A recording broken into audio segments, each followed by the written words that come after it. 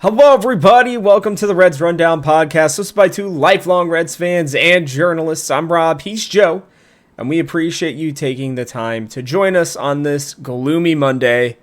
Joe, how goes it?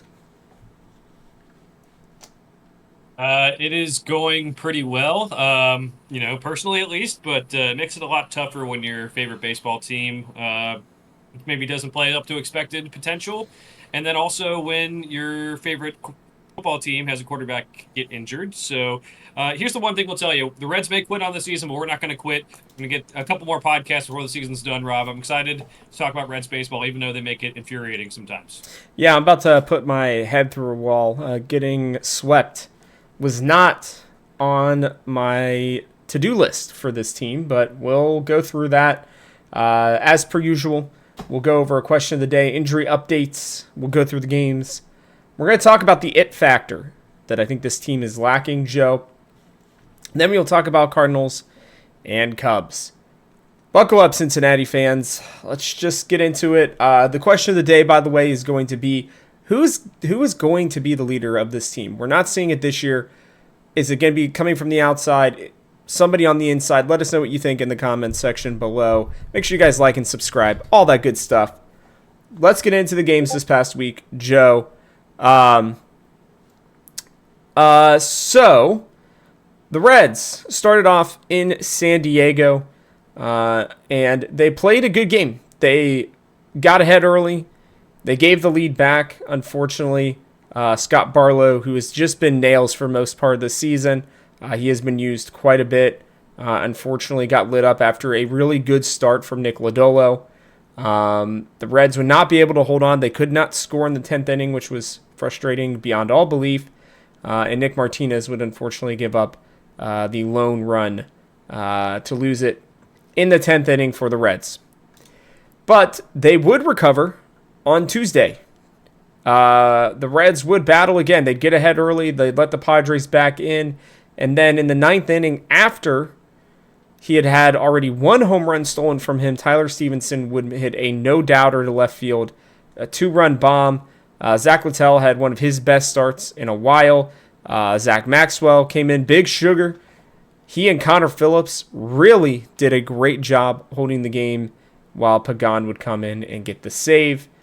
And then the Reds would feel really hopeful as they would not score here on the Wednesday game until the 8th inning. On a crazy game, Andrew Abbott would go 8 innings, 5 hits, 1 earned run, 2 walks, 6 strikeouts. Vintage, I want to call it, Andrew Abbott from earlier this season. Ellie De La Cruz would come up huge with a big hit, one of his first really big, massive hits here in a while. He'd hit with runners in scoring position, but late in the game it felt like he had been struggling a bit, but he came up and would bring in TJ Friedel. And then Miguel Andujar with a bum leg would come off the bench and slink one in there.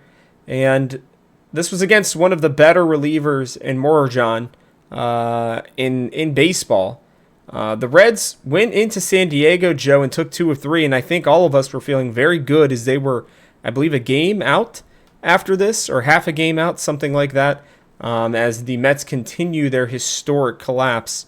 But this series was promising. It felt like the Reds were battling. They just beat the two teams that you and I had talked about, the Mets and the Padres. Take 2 of 3 against them. We felt like they had a better chance. They did both of those things heading into the weekend series, Joe. They did. It was very encouraging as a series. Would have liked to have the first game back after we just have been very bad in extra inning games. Just seems like everything goes against us in those situations. It was, I would say, a good series by the pitching. The hitting wasn't the greatest. You score 3 runs, 4 runs, and then 2 runs. Maybe we should have seen something coming there, but at the end of the day, this is a very good team. You get 2 wins against them. You had 2 wins against the Mets. I was, like I said, I thought it was over, but I was starting to be like, well, maybe if they do win the 2 out of the 3 against the Athletics, like I predicted, and I think you predicted at least as well, that like, hey, they're right there. And to be honest, if they do have those 2 wins against those Athletics, they are right there. So it's a little bit frustrating in that regard. And again, it's just so frustrating with this team. Like, not all the time. Like, they lost. They got swept by the Dodgers a couple weeks ago, but they play up to the potential to. They play up to the teams that are not in our division most of the time, and they play down to the teams who aren't. So this was good to get this win, but at the back of my mind, it's kind of like old Reds fan. It's like, what's going to happen against the Athletics? Um, now it's just it's a tough thing if you can't kind of take care of business when you kind of need to. I mean, this is beating the A's would have been nice. I know we're going to get to that series in a second, but it just makes it all that more frustrating because you see the potential of this team when they go up against the teams like the Mets and the Padres, and then you have to come back and be like, well, but still, they can't beat the easy one. So, good series. I will say we had, CJ Friedel, that slide that he had to score, and I believe the second game was pretty awesome. Definitely worth watching. Just really good awareness of how to slide and get around the tags and everything. And then Abbott, great start. We haven't always seen that in the second half of the season, but he has still had a phenomenal season and deserves to be recognized. Yeah, no doubt about it. And I think we won't push it off any longer. Let's just get to this stupid Athletics series. I don't know. I don't have much else to say about the Padres series. I did feel hope, and that's dangerous, and I should not have, because we go into Sacramento, not even Oakland, or Las Vegas, and the Reds struggled incredibly. They went 0 for 12 with runners in scoring position, which is just purely unacceptable. Brady Singer came in and was awesome.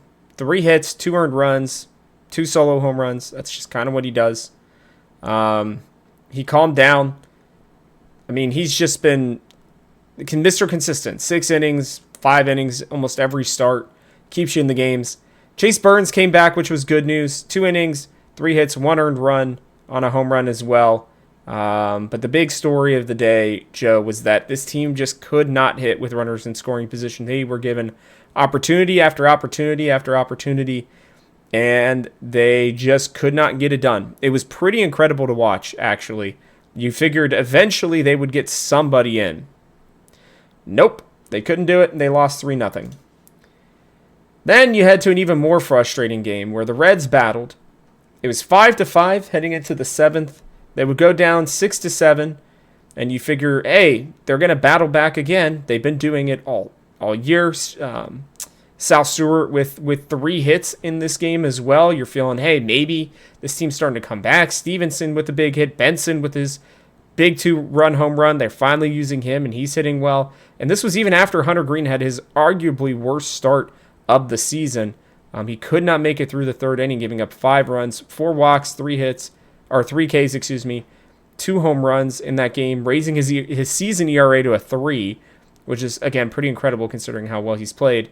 But it was Graham Ashcraft and Scott Barlow who could not keep it down. They would give up 5 runs in the 8th, including the longest home run of the season, I believe, on a grand slam to Nick Kurtz, 493 feet. Pretty incredibly bad. The Reds would get to Luis Severino, but they could not get to the not great bullpen of the Athletics. And you hoped maybe they could pull one out. They went up 3-0 early on Sunday, and you felt good about it with Nick Lodolo out there on the bump. And he also had a collapse. 8 hits in 5 1/3, 5 earned runs, 5 strikeouts, 3 home runs. The Reds were 0 for 4 in scoring position in this game, 1 for 5 in the game before that. Maxwell would give up 2 on a big bomb as well from Brent Rooker, and the Reds would ultimately be able to try to scratch 1 more across in the 8th, but would ultimately lose 7-4. Noelvi Marte with a home run, Benson with another home run, and Sal Stewart with an absolute shot in the left field. But Joe, I just feel bad for this team at this point. Like, I feel bad for the pitching, mostly. They've been so freaking good all season. And yeah, I know they haven't been great down the stretch. But when your team goes 1 for 21 with runners in scoring position against one of the lesser teams, not one of the worst, but definitely one of the lesser teams in baseball, that's got to be just an absolute gut punch. I mean, it's incredible just how bad it was. And I do understand the Reds gave up, I think it was like 10 home runs or something like that in this series. Home runs have just been killing them lately. But again, it's because I think the pitching has been overused in stressful situations. And now we are looking at a potential spot where the Reds may not even finish over 500, which is wholly unacceptable in my opinion. There's no reason why they shouldn't have won 2 of 3 here over this weekend series. If they had, the Reds would be a half game out of the Mets, which would be pretty awesome.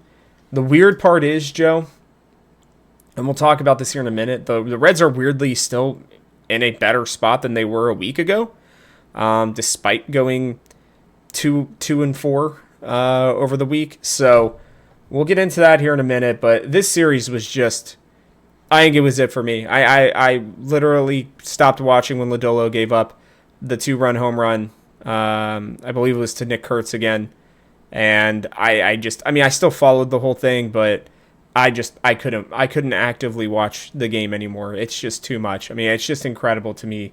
Our collapse is parallel essentially with the Mets. They've had every opportunity, and we'll go into that in a minute, but just this series was the nail in the coffin for me. Yeah, I mean, I thought that they would still stay in it, but didn't think they'd stay in it after losing so many games, to be honest. That's surprising. Offense was bad. I feel what you're saying with the starting pitchers. Feeling bad for the starting pitchers this year. It just seems every time they have a bad game, we can never give them run support. It's one of those things where you kind of look down the roster, and even guys who have higher ERAs for us as starters, like Brady Singer and Nick Martinez. Yeah, I mean, Brady Singer at the start of the year, he was getting run support, and that was kind of helping him. But, like, it just seems if we have an off night hitting, it's gone. And we have way too many games where we score 1 or 2 runs, or we score runs after the game's already out of hand, or something like that, where it's like kind of garbage time home runs or garbage time runs. It's frustrating. I think this is a very tough thing. Again, like you said, Hunter Green, rough start in the series. Nick Lodolo, rough start in the series. The bullpen is slipping majorly right now. They went from being like a top 12 bullpen like last week to 18th in the league, I think this week, which is just extremely hard to do. It is a very, very tough thing to get around in these late season games. And it's really not the pitching. The pitching has fallen off, but like if you don't get the run support, it's going to happen. Shout out to Will Benson, who played well with his time. One critique of Terry, I will say, is I think Will Benson should have been playing a little bit more with his stats this year. Yes, last year was awful, but up at 232 now, and he does have 12 home runs in such limited time. And, like I said, it's hard for the offense. The average is better this year collectively, but that's also because they have guys like Will Benson playing a lot better. But the power's just not there. We don't have anyone with 20 home runs yet. And we play in a cookie cutter, small little ballpark. And it's tough. So part of it is managerial. Again, I'll give some of the blame to Terry. I'm not going to say, again, that people on Twitter are crazy with him. I'm not going to go too far into it. A lot of it is the front office and the players who choose to be on this team. I really do think we're a couple pieces away from being a really, like, a solid playoff team, but also at the same time, like, the solid pieces aren't just like guys we get for free at the trade deadline or like very cheaply. It's guys that we actually like have to pay to get, and that's what makes it frustrating. So, frustrating series. Could have been in a playoff spot. Could have been at least a game out, half a game out at this point, and that is very frustrating. So, I think there's going to be a lot of pressure put on the front office this offseason. I know a lot of people are calling for Terry's head, but the pressure needs to be put on getting better players here. We don't have a player with a ERA or a WAR over 2.9 is our highest with Ellie. We don't have guys with 20 home runs. We don't have guys who are going to get to 800 RBIs. We don't have anything that makes a good offense. And yeah, you can blame the approach at the plate, and the hitting coach Chris Vallejo if you want, but at the same time, again, you are the man in the arena. And that's what's so frustrating. We have guys on third base. We just can't get in, whether it's bunting them in, whether it's hitting a fly ball and getting them in, whether it's getting a base hit, whether it's a home run. Yeah, whether hitting a home run, whether it's anything, we just can't get the offense going. And again, I know a lot of pressure is going to be put on Terry as the manager. But this offseason, Terry's not going anywhere. I really implore people to get in on this front office because I really do think we're a couple pieces away. I think it's not just guys that like the other teams are trading us for nothing. It's guys that other teams covet. But if we go get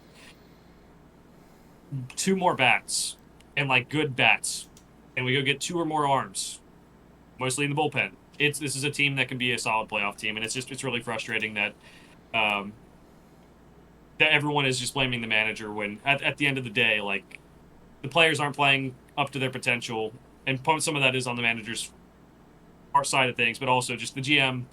We have to get better players in here if you want to compete. We can't just moneyball this. We don't have the aptitude to do that. So I really hope we get better players to help this offense, which in turn will help the pitching too, because they won't wear out at the end of the season.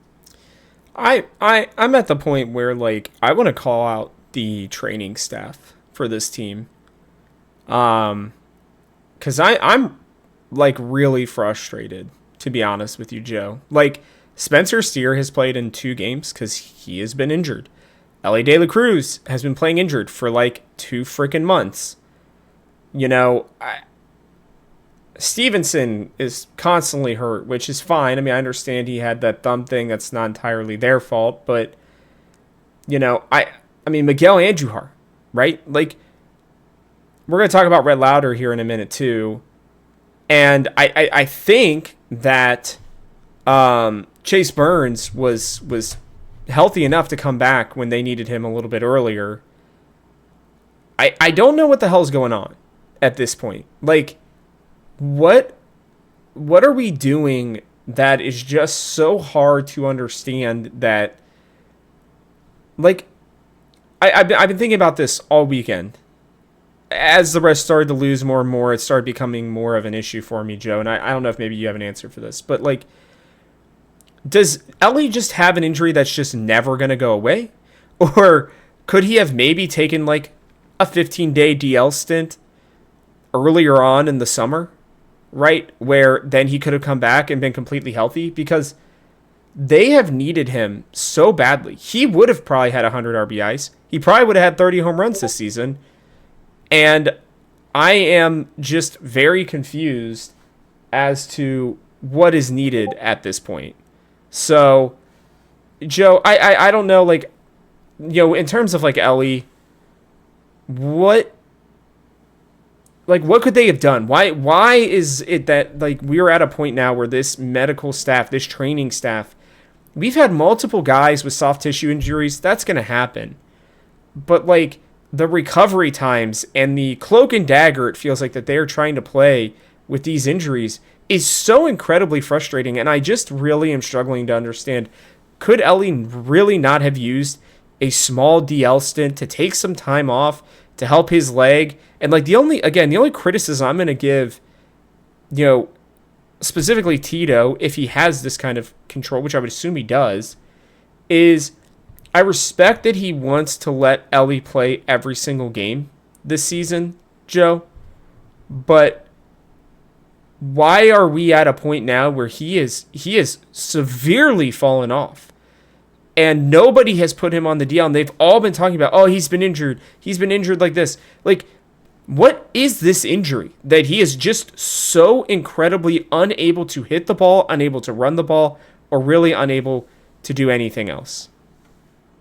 Yeah, with Ellie, it's tough. You just don't know how much of it is the injury. You know, being in the lower half of your body, that's where you do get a lot of your power, so that would make sense. He does seem like the speed is there, even though he's not stealing as many bases. It's frustrating. Again, we have seen areas of growth from him. He has not developed into that superstar maybe we would have wanted him to at this point. But you also, again, you just don't, like you said, you don't know what the training staff, what their information is. Why don't we get this information? It seemed like it kind of popped up late with all these injury news, and I don't know if it's just because of people we don't have like great people covering the team. And we talk about Charlie Goldsmith all the time. He's pretty solid, but he's obviously split between doing a million other things. But like we never get the information. Andujar injury seemed to come about late, and it's just really unfortunate. So I'm wondering, are we getting told everything from the media side? Obviously, they're trying to hide injuries from other teams, but at the end of the day, I feel like a lot of other sports, we just get a lot more transparency. And I think, partially on the front office too. I think they hide some injuries, try to kind of get away with doing things they shouldn't do with the IL, maybe getting guys to go on IL at certain times and everything too. But it's definitely one where he's played well enough that I'm like, I'm willing to see what happens next year, whether that's a shortstop or the outfield or whatever. But definitely just like I'm not going to totally judge him on this season, but at the end of the day, I do question what is going on with him and what that's going to look like next year if he is fully healthy. But again, I just really hope this injury doesn't linger because that seems to happen with all of our players. Yeah, I'm not worried about him as a player. I'll be completely honest with you. I think he's still very talented, and I think he's so young that they're just like I've actually seen a lot of growth from him. The fact that he's still been able to hit it all with this injury, Joe, has been impressive to me. Um, I mean, he's cut down his strikeouts significantly. He will not, unless if every single at bat he's striking out, he won't, hit over that 200 mark, which is, I think, a huge deal for him. Um, I really do think that he has grown like a lot as a player. And I mean, if he goes on a weird tear through the end of the season, like, which I don't think he will, but if he does, he could still reach 100 RBIs. Like, he's still a very good player. I'm just don't understand why they're not allowing him to just take a break so that he could get this thing healed. Now is not the time, but before, like Steer is clearly battling through something. They're just not putting him on the IL because they think he's better than what they have down at AAA or whatever, and they'd rather just have him on the team still. But I don't know, dude. It's really frustrating with him, and I'm just like, even now, we'll go into injury updates, Joe, and like Rhett Lauder started a rehab assignment with AAA and threw 34 pitches 2 days ago, and he's going to start again on September 19th. Like, what is the point? Are they like thinking like, oh, because I guess technically I saw somebody say this, because he's been on the IL and he's been on the 40-man, he is still available to come off the injured list and pitch for them in October, should they make it there. I guess maybe that's their hope, is that if they make it there, they can bring him in and he can come out of the bullpen. But I'm just really confused. Like, we've heard nothing about what has been going on with him all season. Like, it's just, I'm really just tired of the injuries that seemingly linger. That's the problem. Players get hurt. That happens. Players have to battle through things. Totally understand that. But why are we at this point where we don't know at all what's going on with Ellie? He has been a totally different player for 2 months, right? McLean just had his first big hit at a ball up, above in the upper third of the strike zone like a week and a half ago. Spencer Steer has been on and off injured all season long. Like, there comes a point where I do question what is going on behind the scenes in that regard as much as anything. And I don't know if maybe it's just I'm putting my frustrations elsewhere, Joe, but this is just, it's crazy to me. So I don't know where you're at with the injuries. That's the only major injury update we have right now. Yeah, on one regard, what's the point having him do this? On the other regard, I guess I'll just be silver lining here.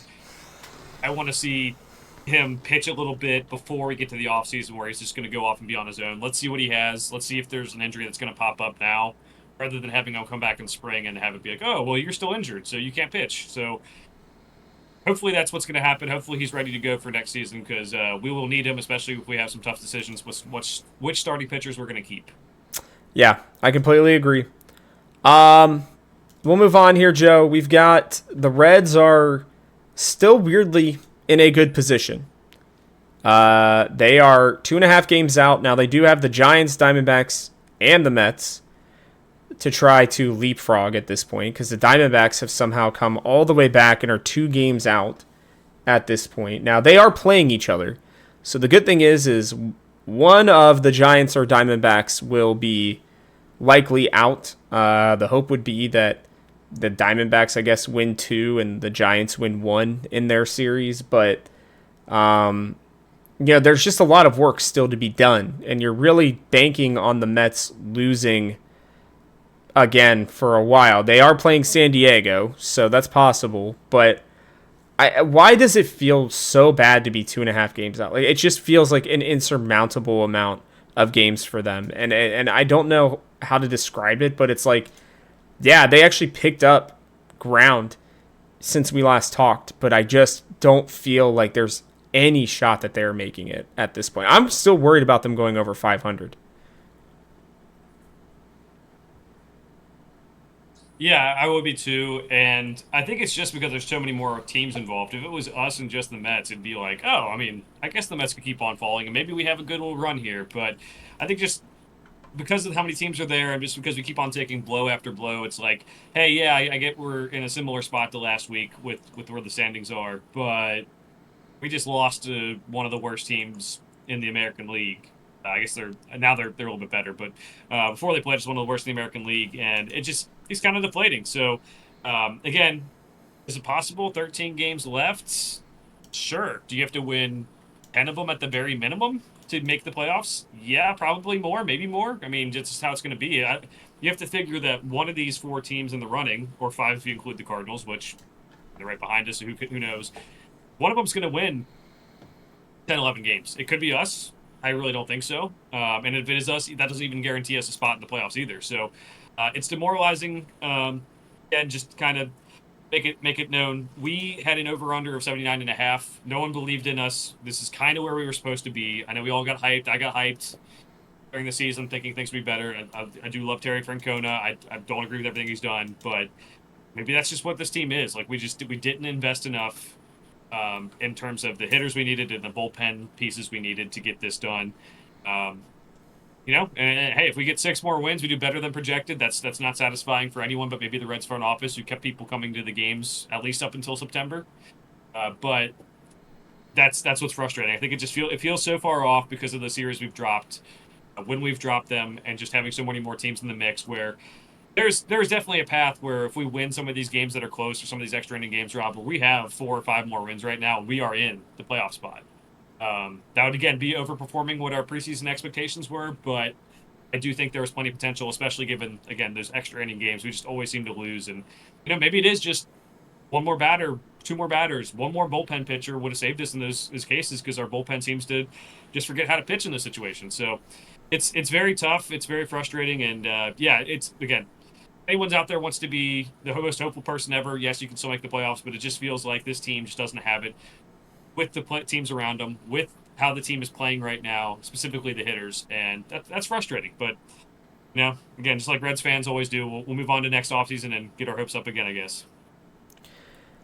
Yeah, we'll see. I mean, it's pretty crazy to me that, I felt so confident. I actually got the Reds at 78.5, Joe, very early on this year. I think even last year, maybe. And I felt very confident that there was no shot they wouldn't at least be 500. Now I'm questioning that. I really have no idea. I mean, they'd have to go 7-6, which is not impossible by any stretch, but the way they've been playing, it feels pretty unlikely at this point. So we'll have to see. We move on, though. My last topic before we get into the teams we're going to play is, I think it comes down to, for me, Joe, as much as anything, I don't know if anybody on this team has an it factor, right? Like, just like being the leader, like somebody who's going to be clutch, somebody who's going to do things in big moments. Like, the closest person who feels like they do things in big moments regularly is Will Benson, but he can't seemingly hit any other time. Spencer Steer has been relatively clutch, but it's like, I just, like, who do you lean on, right, when things get tough? And I just don't see anybody on this team. Like, the 2 people we've talked about, Trevino and Lux, like, they're done. Like, they barely play right now, and they're not going to be able to lead the team with the way that they're just playing overall. So I don't know, Joe, where you're at with this, but this was something that I felt like was worth bringing up, because it's been pretty crazy to me that there's just nobody who's got it on this team, even on the pitching side. Like the falls of Abbott, Green, and Lodolo all at the same time is just infuriating. And it's sad, because I think they've been awesome most of the year, but I don't understand why they've been so... they're just like, they're unable to, and this again comes back to the training staff. How are we just so incapable of having players who can make it through a full season? You know, like just in terms of like not even just health, but like their stamina. They have no stamina. I mean, that's why they're all falling off. And I know that like Abbott's worked on it and he's still mostly been pretty solid, but it's like I mean, we also had the Green injury during the middle of the season that just seemingly like was just strange. I don't know, Joe. I just am really struggling to understand all of it. You know, we're here at this point, and it's why you guys may have been watching this or listening and being like, oh, they're complaining too much about one game here or one game there. Like, no, we were very much, we knew it was going to come down to 3 or 4 games. It does. Like, we're not good enough to be beyond able to throw and piss away really winnable games like we have all season long. You know, it's why we're so bad in extra inning games, right? Like nobody is clutch really on this team, and it's just I think it's the biggest thing that's like for everything that we have talked about all season. Heading into next season, this is the thing that you need. Who is going to step up and be that guy? And if it's not going to be somebody from the inside, who can they find on the outside that can be that person? That's what they are missing, in my mind, as much as anything. Yeah, it does kind of stink that Spencer Steer's been hurt. He's been one of our clutch guys. Will Benson hasn't been playing with us the whole time. He's shown up in the clutch. I think it's like almost like a team thing. And I think Terry's had to deal with this a little bit too, but like kind of getting players to be accountable, but also believe in themselves and to keep on playing well. It's like very much this team is a doom or a gloom. It is either things are going terribly or we have that one walk-off hit, Will Benson goes nuts, and then everyone's like having a great time. We need someone who's a little bit more steady Eddie, a little bit more, I don't know, keeps the locker room loose. I mentioned this a couple weeks ago. We need like a psychopath in the locker room. We need someone who's like, hey, you can be sad after a loss for the couple minutes after the game. Then you come in the next day, you start acting like a clown, you start loosening up the locker room, getting everyone else to loosen up. I appreciate the veteran leadership Jose Trevino and Gavin Lux brought this year. I think some of it was good to have some of that accountability, especially at the time they had that players only meeting. Yep. But I do think we need someone who's going to come in and take the pressure off because we do have, yeah, it's cool we have a couple more veterans than maybe we've had the past couple of years with Gavin Lux, Austin Hayes, Jose Trevino and everything. But we have a bunch of guys, to be quite honest, who haven't proven anything. I mean, even Ellie, All-Stars, that's great, but for his potential hasn't proven anything. And that sucks in a way, but it also, we need someone who's going to come in and be that guy. And it's really, I think I mentioned it, we really haven't had a true leader of this team. I think Joey Votto was very good in terms of information and helping guys with information. But we haven't had a true spark plug, a true leader, a true, like, wears it on his chest every day in a long, long time. And that's something we do need to get. So I do think that a lot of it is just the pressure on these young guys, and they feel it. And in a different way, like everyone is kind of human is going to feel it. But there are some guys out there that, like, I think we can talk about this with other sports too, Rob. And not great, Joe Burrow's hurt right now. But when the game gets tight, Joe Burrow plays better. He doesn't feel pressure. And if he does, he figures it out and goes and plays well. So that's what we need. It doesn't have to be someone who bats 300 necessarily. It doesn't have to be someone who hits 50 home runs a year. It can be someone who hits 260, 20 home runs a year, but just provides that extra level of something to the team. I guess one of the guys I remember who kind of fits this mold, maybe not the true leader, but just kind of brought some energy. A guy like Johnny Gomes. Yep. Like, not the greatest player outside of Cincinnati in his career, but when he was here, he brought a lot of energy. He seemed like he didn't give a shit whether he got a hit or struck out. Sometimes he got mad at himself for striking out too. I'll be honest, but like it seems like you need that type of spark plug, and we just don't have it. It's either Will Benson coming up in the clutch where he doesn't get many chances and goes nuts, or it's just like we're in the darkest of days and nothing can get done, and all the pressure's on these guys and they can't hit. So instead of like. I know everyone wants to look at spreadsheets, wants to look at WAR, and that's like why they have problems with Tito. That's why I don't know why don't have more problems with the front office instead of just blaming Tito every time. But like sometimes it is like you need a personality in this locker room. I'm not sure we need a 40-year-old vet who's going to sit there and spew wisdom to him like Joey Votto did, which was helpful. I'll give him that. It was very helpful. I think we need someone who's going to go out there and just bring the energy up. And, like, I think that'll take some of the pressure off if they're just going out there having a good time. And I'll look for that this offseason, see if they get someone who has a little bit of that energy, a little bit of that it factor that you're talking about. And and get the young guys to kind of improve and maybe not worry about the injuries so much and kind of come through for us. Man, I loved Johnny Gims when he got signed. I was so excited. I remember telling all my fans, and they gave me all my friends. They gave me so much crap for it in high school, so much crap, and I was like, I think he can be pretty good for this team.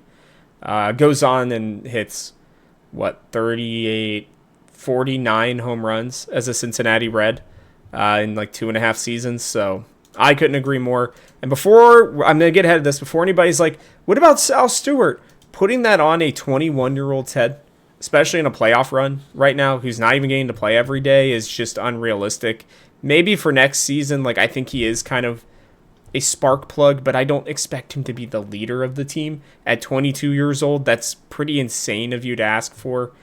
I will have to look at free agents in the offseason, and we will. And we're not fully giving up on the season. I know it sounds like we have, but it's just you get swept by the Athletics and you don't feel great going into divisional games, something that the Reds have struggled with just at an insane level. So we'll see. Maybe they will still make a run. I'm not going to totally count it out for them, but it just doesn't feel very likely at this point. They've got 13 games left. We will see if somebody will step up and get this team out of this dump that they are really and truly in. Yeah, I think something that has to be known too. I do think that it's good that we have some flexibility with our roster of where we put players. But all these guys dealing with injuries, they got to worry about that. A lot of them have had to change positions.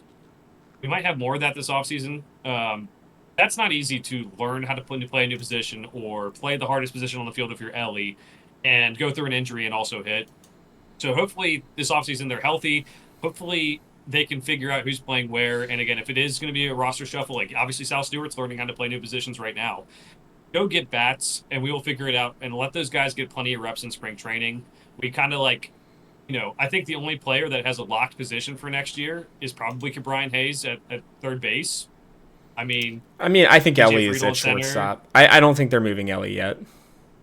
I don't think they will, but like even then, like I feel like it's not like he's a solid starter. He's not like a lock in a way that we know Brian Hayes can line up at third base. Part of it is contract issues. Tyler Stevenson as well. We don't know what's going on with him, but and with their insulting offer to him as well. But that's something to note too. Maybe we just need some more stability about what positions these guys play, and not moving positions too. It's very hard to do that. So I love the versatility. I love having the ability to do different things.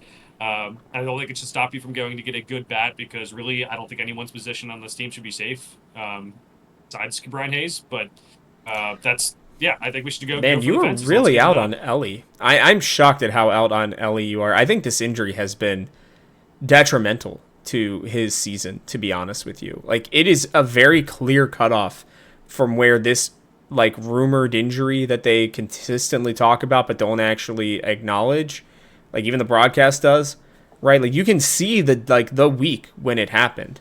And he has just been a totally different player since then. I don't think, because he's still not striking out at an astronomical rate. Like, he had a week or two there where it was pretty bad, but, like, he's still been making contact for the most part. It's just like a lot of his errors have come since then. None of his power has been since then, and he has really not stolen very many bases until a little bit later in the season since then. So I'm not out on him at all. I really do think he's going to be better next season. I just don't understand where this thigh injury or whatever leg injury it is that is keeping him from being able to be the power hitter that at least the partial power hitter that he is shown to be. Oh, I'm not out on Ellie at all. I just don't think we know if he's playing shortstop. And I do think that at a certain point, the injury sucks, but how many errors he has, I am fully open to the conversation of moving him. I'm not saying he's going to be. I'm not saying I'm team. not either. Sorry, to be clear. I'm just saying for the way this team is playing, like if they're letting him play 162 games while hurt, right, because he wants to play 162 games, if Ellie De La Cruz wants to play shortstop next year, it doesn't seem like there's anybody who's going to stop him from playing shortstop. I think you should absolutely pen it in that he will be the starting shortstop next year. Pen it in. I don't know about that. His agent will talk to him. I think that this is something where they might have to talk to him. Just same way O'Neal Cruz. He played shortstop for years for Pittsburgh, and now he's playing the outfield. I'm not out on Ellie De La Cruz as a hitter. I do think his power will come back. Maybe his defense will come back a little bit too. But I really don't think with how this team has played again, anyone besides Brian Hayes should feel safe about their defensive position on this roster whatsoever. And again, it might change too. Like, I don't know, is Sal Stewart going to play second base? Is Matt McClain going to be there? Is Spencer Steer going to play first? Is he going to move positions again? I think Friedel's probably fine in center unless we move Ellie to the outfield and then Ellie plays That's what center I and was Marte going to say. plays right. I mean, Marte's probably the second most locked position, just being a right fielder because he's shown some potential. But it's not like being maybe being out on Ellie as a shortstop for the long term if he keeps on missing these routine plays. But I'm willing to give him a chance next year at shortstop. But again, I don't think it should stop you from if you just like all the big market teams do. If they get a shortstop, or like at the Dodgers, they moved Mookie Betts from outfield to shortstop, or the Red Sox move guys from shortstop to third base. I think that should be up. I think it should be. They should be able to do that next year if they want. If they get a big bet. Same way we moved McClain from short to second, full time, and Ellie from third to short. It's just it has to happen. It has to happen. I'm not out on him as a player, but defensively, we have to see some progress early next season to really trust he can be a great defensive shortstop. And I still think he can be, but I don't think he should feel safe about it. Okay, I think that's fair. That's a fair statement. I just was like, I just couldn't believe it, just because the way they're playing. It's not that I don't think. Look, I think he could be an outstanding outfielder, really and truly. I think if you had an outfield of T.J. Friedel in left, him in center, and Noelvi Marte in right, you go from having a pretty below average outfield to a pretty good one. It's just who do you get to replace him at shortstop, I think becomes the question, right? Do you move Matt McClain back to shortstop because he is much better defensively? He just can't get to as much as Ellie, just purely based on the height difference, right? And length with the arm.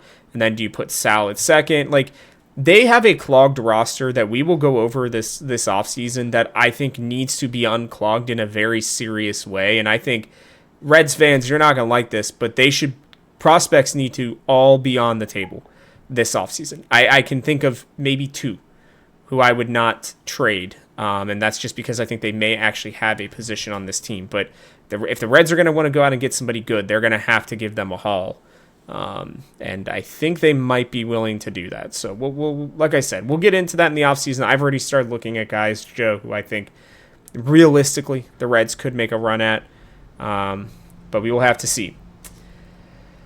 Good conversation. I didn't think we were going to have one today. I really thought we were just going to move right into the Cardinals-Cubs, but hey, we'll talk about it. I love it. Cardinals. We've got Zach Littell versus Matthew Liberatore, Andrew Abbott versus Michael McGreevy, and Brady Singer versus Andre Palante. Weirdly, I'm pretty sure it's the exact same three starting pitchers that the Reds faced last time they faced St. Louis. This St. Louis team has just kind of hung around, Joe. They are certainly not good. But they have not been, I don't know, completely inept, which is frustrating and surprising. What really scares me more than almost even missing the playoffs is finishing below this team. Should the Reds get swept against this team, they will officially be below them, which would absolutely drive me up a wall considering I think we are a much better team than they are from top to bottom. But I don't know. I mean, this team can kind of hit. They have some decent hitters. I mean, Olin Arenado has fallen off. Like, Mason Wynn has really struggled in the second half. Brendan Donovan, who was off to a hot start. Alec Burleson is still hitting a little bit. Wilson Contreras, when he's not throwing bats at his coach, can seemingly hit. The pitching staff has been below average, to say the least. I think every one of their starters has over a 4 ERA. Their bullpen, as we mentioned last time, has some better pitchers, but for the most part is not great. If this team wants to actually compete, if they want to make the playoffs, Joe, they have to sweep, in my mind. I don't think there's any other way around it. So I'm going to predict a sweep, just because I hate myself. I think I'm going to go sweep. And I'm going to say the Reds go into St. Louis, and they finally exercise their demons, and they put those shitbirds into the shitter. There you go. Yeah, you mentioned this is a similar pitching matchup we're going to have this time around. Last time around, we should have beat them at home. We lost that extra innings game to the Cardinals, since we always have trouble with that. This is you have to score early. Their bullpen is very good, 3.6 ERA this year. You have to get on them. I don't know if I trust us to do that. I'll say they go 2-1. I think, like I said last week, it has nothing to do with like the other team. Like the Cardinals, I've said many times, like they're outplaying their potential. It's what they do. I have a great amount of respect for how they handle things because this is not a good team. And their fans know that, and their fans aren't showing up. So maybe not the most loyal fans in baseball, like everyone always claims, but that's a different topic for a different day. I'll say 2-1. I think they're going to keep us on the hook for longer than maybe they should. Maybe they get a couple wins here. Maybe the Mets lose a couple and keep us on the hook a little bit longer. Well, hey, it seems like maybe we both hate ourselves, so let's see what happens. Then you have an even bigger one, our last homestand, Cubs-Pirates. Starting with the Cubs here, you have Hunter Green going against Colin Rea, Nick Lodolo versus Shota Imanaga, Zach Littell versus Jameson Taillon, and Andrew Abbott versus Cade Horton, the outstanding young pitcher for the Cubs who has played very well for the most part. I don't know, dude. The Cubs just haven't been getting it done for me, Joe. If I'm a Cubs fan, I have no confidence, really, with this team, is what I was saying. Guys, we've had connection problems all day. No idea why. It's basically only when I am talking. I can see and hear Joe completely fine, but my internet is apparently not able to send anything out at the moment, and that's when it's disconnecting, which is weird. But, yeah, I mean, P. Crow Armstrong has truly fallen off a cliff, way more than even Ellie has. This team still has some clutch hitting, but they have really struggled mightily hitting over this second half of the season. Almost every single one of their players are like 20 or 30 points down from what they were, even I think the last time that we saw them.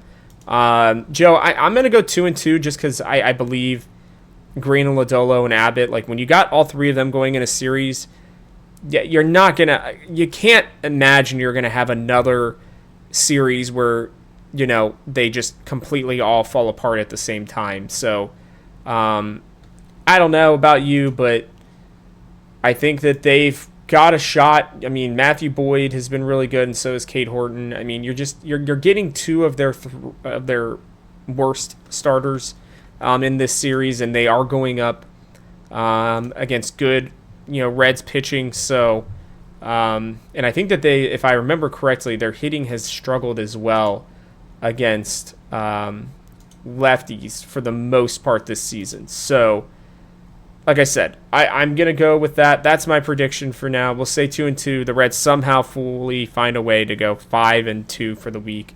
And that would actually most likely put them within a half a game left with 6 games, I believe. Yeah, I'll go 2-2 as well.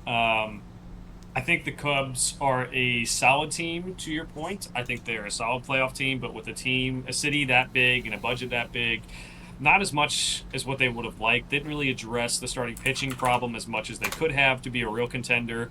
Kyle Tucker's situation, he's hurt right now too, so maybe that'll help us, but I don't know if they're bringing him back either.